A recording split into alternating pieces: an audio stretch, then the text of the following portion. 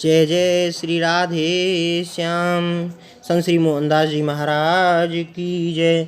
हे प्रेमी भक्तों, मैंने पिछले संस्मरण में आपको श्री मोहनदास जी महाराज के परिवार परिचय एवं जन्म अवतरण के बारे में बताया था।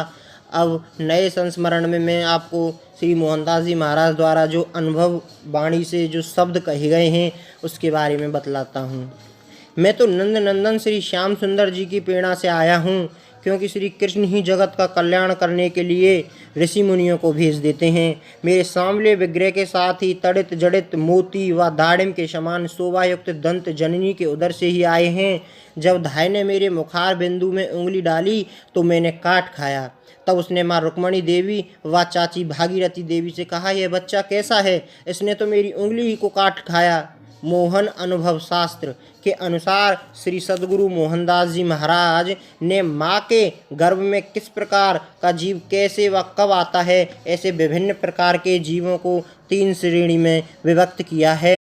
नंबर 1, जो जीव माया मोह जनित सांसारिक लपेड़े के थपेड़ों में थका हुआ कर्माशक्त है, वह अपने किए हुए कर्म कृत संस्कारों को लेकर सूक्ष्म शरीर द्वारा माँ के गर्भ में रज एवं शुक्र में मिलान के साथ ही प्रवेश करता है तथा प्रारंभ से लेकर 9 माह तक माँ के गर्भ की संपूर्ण यातनाओं को भोगता हुआ भगवान श्री श्याम सुंदर की कृपा से अपान वायु द्वारा गर्भाशय से बाहर धकेल दिया जाता है। गर्भ के अंदर उसे 100 जन्मों का ज्ञान हो जाता है।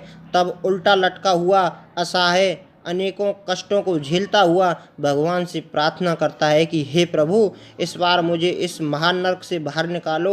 मैं बाहर जाकर आपका श्वास श्वास पर नाम जाप करता हुआ ऐसा कर्म करूँगा कि दोबारा इस प्रकार का नरक मुझे ना मिले। लेकिन बाहर आते ही फिर माया के चक्र में फंस जाता है और क्वाँ क्वाँ करते समस्त ज्ञान से अनभिज्ञ हो जाता है।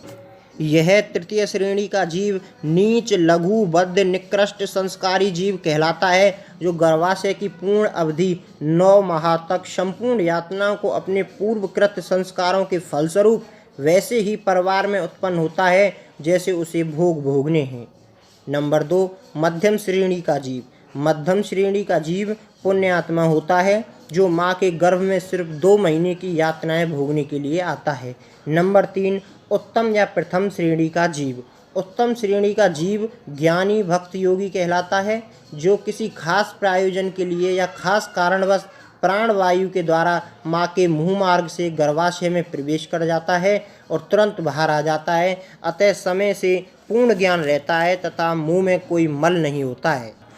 इस प्रकार हम निसंकोच कह सकते हैं कि श्री मोहनदास जी महाराज उत्तम श्रेणी के जीव थे, क्योंकि जब दाई ने मुख शुद्धि के लिए उंगली डाली तो उसे काट खाया। वह चीखी, अपनी उंगली खींचकर चिल्लाई, इसके मुंह में मल तो नहीं है, दांत हैं जो मेरी उंगली में गड़ा दिए हैं। तब माँ, चाची एवं अन्य बड़ी बूढ़ी औरतों ने बच्चे के दांतों का अवलोकन किया। वास्तव में ही शुभ्र चांदी से चमचमाते हुए तड़ित जड़ित मोती एवं दाड़िम के समान 32 दांत उस सांवले सलोने विग्रह के मुख में सुशोभित हो रहे थे। अचानक ऐसी अनहोनी घटना को घटित देखकर सभी को अचंभा हुआ। साथ ही साथ लड़का सुघड़ सुंदर पैदा हुआ देख सभी के मुख प्रसन्नता से खिल उठे।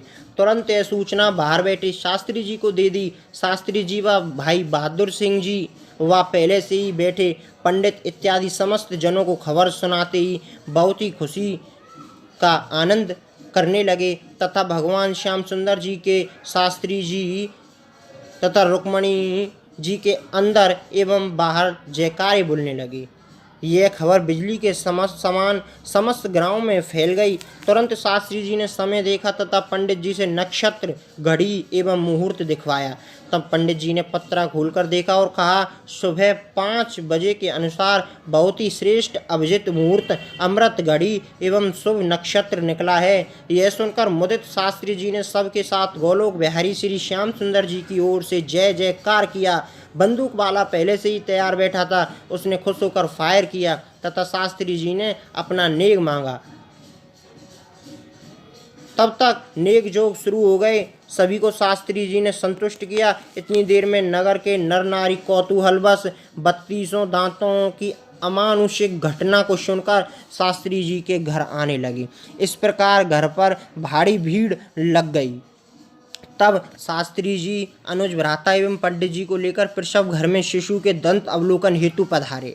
शास्त्री जी ने शिशु को देखकर मुस्कुराते हुए सबको संबोधित करते हुए कहा, मेरी ज्योतिष एवं सामुद्रिक ज्ञान के अनुसार मेरे इस बच्चे के चिन्ह स्पष्ट बतला रहे हैं कि यह भविष्य में होनहार, वीत रागी, त्यागी, वैरागी, श्री कृष्ण की भक्ति का सहज अनुरागी होगा। हे दाई, इसने तुम्हारी उंगली काटी है, इसका तात्पर्य यह है कि यह चैतन्य माया के जाल को काटकर अनेक जीवों को भक्ति का मार्ग दर्शन कराएगा। उसी समय साथ आए ब्राह्मण देव ने कहा, हे शास्त्री जी, इस शिशु के चांदी के पायरे हैं। गुरु, चंद्रमा, बुध उत्तम घर में है, कुछ ग्रहनिष्ठ घर में हैं, इसलिए परमार्थ एवं जन की भलाई करने में इसको कलेश उठाना पड़ेगा। यह बालक निर्भीक, साहसी, ओजस्वी, तपस्वी, धैर्यवान तथा क्षमाशील होगा। इसका हृदय दयालु, श्रद्धालु एवं भावयुक्त होगा। लौकिक विद्या में न्यून होते हुए भी प्रखर बुद्धि का होगा, ऐसी इसकी भाग्य रेखा बतला रही है। इस शिशु के भाग्य का विवेचन करते हुए विद्वान लोगों ने अपने अपने नेक योग ग्रहण करते हुए तथा शुभ आशीर्वाद देते हुए अपने अपने घरों को प्रस्थान किया। जब शास्त्री जी एवं चाचा जी पंडित जी के साथ घर के बाहर निकले तो देखा बाहर ग्राम के नर नारियों एवं बच्चों की भीड़ लग रही है तथा नन्हे से गोपाल की, शास्त्री जी की और माँ रुक्मणी जी की, शास्त्री जी के परिवार की जय जयकार लगा रहे हैं। औरतें अंदर घुसी तथा जानकारी ले लेकर ढोलक मंजीरे लेकर बच्चे व जच्चे की बधाइयाँ गाने लगीं।